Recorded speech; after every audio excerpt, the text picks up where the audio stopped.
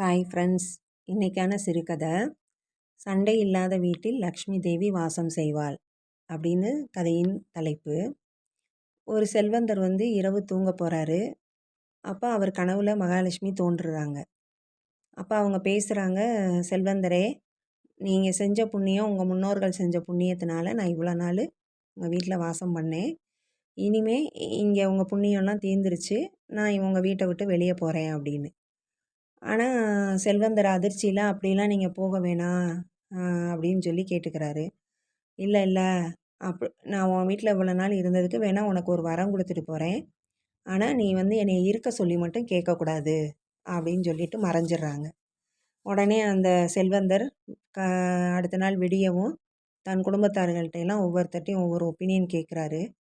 எல்லாருமே பொண்ணு கேளு, பொருளை கேளு, நகை கேளு, நட்டை கேளு, மாட மாளிகை கேளு, நிறைய உணவுப் பொருள்களை கேளுன்னு சொல்லி சொல்கிறாங்க. அப்போ அவரோட கடைசி பொண்ணு மட்டும் யோசித்துக்கிட்டே உட்காந்துருக்காங்க. அப்போ இந்த செல்வந்தர் என்னம்மா ஏம்மா இப்படி உட்காந்துருக்கானப்போ, அப்பா, மகாலட்சுமி தாயே வெளியே போகும்போது நம்மக்கிட்ட ஆல்ரெடி நிறைய செல்வம் இருக்குது. அப்போ அதுவே ஒன்றும் இல்லாமல் போயிடும். திரும்பி நம்ம செல்வத்தை கேட்டு பெற்றாலும் அது இருக்க போகிறது கிடையாது. அதனால் நமக்கு என்றைக்குமே நம்ம குடும்பம் ஒற்றுமையாக அன்போடு இருக்கணுன்றதை மட்டும் நீங்கள் வரமாக கேளுங்கப்பா அப்படின்னு சொல்லி அந்த பொண்ணு சொல்கிறா. அது அந்த செல்வந்தருக்கு நியாயமானதாக படுது. அப்போ அடுத்த நாள் அவர் தூங்க போகிறாரு. தூங்க போகும்போது கனவுல லக்ஷ்மி தேவி மறுபடியும் வர்றாங்க. செல்வந்தரே, என்ன நினச்சி யோசிச்சுட்டு வந்தீங்களா, என்ன வர வேணும்னு சொல்லி கேட்குறாங்க. அதுக்கு அந்த செல்வந்தர், தேவியாரே, இப்போ என்கிட்ட எல்லாமே இருக்குது. இப்போ நீங்கள் எங்கள் வீட்டை விட்டு போயிட்டீங்கன்னா எதுவுமே இல்லைன்ற நிலைமைக்கு நாங்கள் வந்துடுவோம். ஆனால் எங்களுக்கு எப்போவுமே அன்பும் நிரந்தரமாக எங்கள் கூடயே இருக்கணும், என் குடும்பத்தார் எல்லாரும் ஒற்றுமையாக இருக்கணும் அப்படிங்கிற வரத்தை மட்டும் நீங்கள் எனக்கு கொடுங்க அப்படின்னு சொல்லி கேட்குறாரு. உடனே அடுத்த நிமிஷம் மகாலட்சுமி தேவி சிரிச்சுக்கிட்டேவும், செல்வந்தரே, நீங்கள் ரொம்ப விவரமாக தான் கேட்டிருக்கீங்க. எங்கெல்லாம் அன்பு இருக்கோ அங்கே நான் நிரந்தரமாக வாசம் பண்ணுவேன் அப்படிங்கிறத நீங்கள் புரிஞ்சு வச்சுருக்கீங்க.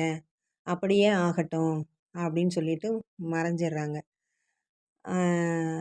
இதிலேருந்து என்ன தெரியுது அப்படின்னா, எங்கெல்லாம் அன்பும் பாசமும் நிறைஞ்சு இருக்கோ அந்த குடும்பத்தில் அமைதி நிலவும். அமைதி நிலவும் போது அங்கே எந்த பிரச்சனையும் வராது. அப்படி இருக்கிறப்ப நம்ம என்றைக்குமே காசு பணத்தோடு தான் இருப்போம். அப்போ சண்டைகள் அதிகமாக அன்பு இல்லாத இடங்கள்ல தான் வறுமை அதிகமாகும். அமைதி இருக்காது குடும்பத்தில், மனச்சஞ்சலங்கள் ஏற்படும். அதனால் என்றைக்குமே நம்ம அன்போடு இருப்போம். நம்ம குடும்பத்தார்கள் எல்லாத்துட்டையும் ஒற்றுமையாக இருக்கணுன்ற அந்த பாசத்தை ஏற்படுத்துவோம். இதுதான் இந்த கதையோட கருத்து. இந்த கதை பிடிச்சிருந்துச்சுன்னா லைக் பண்ணுங்கள், ஷேர் பண்ணுங்கள், சப்ஸ்கிரைப் பண்ணுங்கள். Thank you friends.